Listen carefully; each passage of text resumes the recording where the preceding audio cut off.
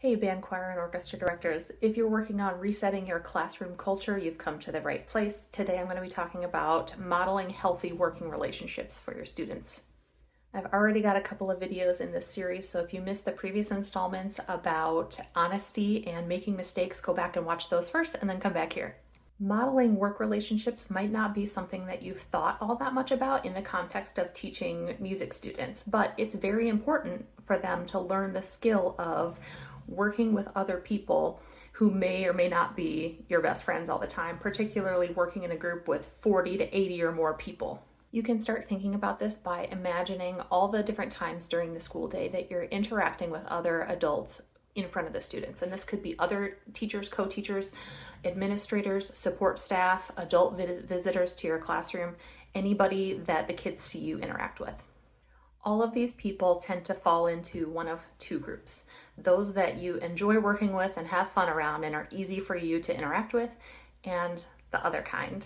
Now, for the people that you are already interacting with positively, this is super easy, right? If you know another teacher is working on a big project with their kids, make time to pop in for 5 minutes and interact with the kids in there and let them know that you're supporting them.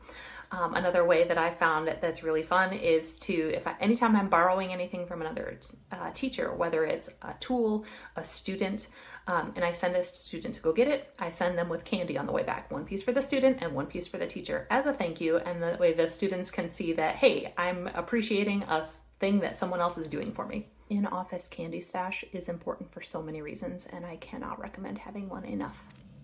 Now let's talk about the other group of people, the people that may not be as easy to work with for you and may display some characteristics that are not super great for modeling. For dealing with these folks, I use the same motto for years, and it's one that my friend coined after watching two other friends who were playing in the same ensemble as each other go through a particularly rough breakup, and that motto is, you gotta be civil.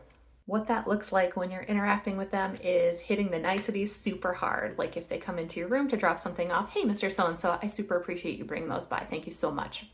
Or if you're calling them on the phone to borrow a student, I'm so sorry to interrupt. Do you mind if I could blah, blah, blah. It seems really small, but students will start to notice those interactions and internalize them. The next part is super important. Because you have spent weeks and months developing trust with your students, they're going to feel comfortable coming to you when another teacher has mistreated them in their eyes, and they are going to start talking about it to you. And that's actually great. You can let them talk and get whatever it is off their chest, but you may not join in, particularly if that teacher is someone that you also can't stand.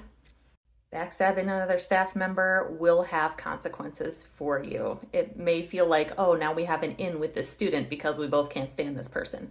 However, it will eventually erode the trust because now they see you talking badly about another person, and that will never end well. If you feel like that student is correct and they really have been mistreated or wronged in some way, you can always go talk to that teacher one-on-one and say, hey, this is what someone told me.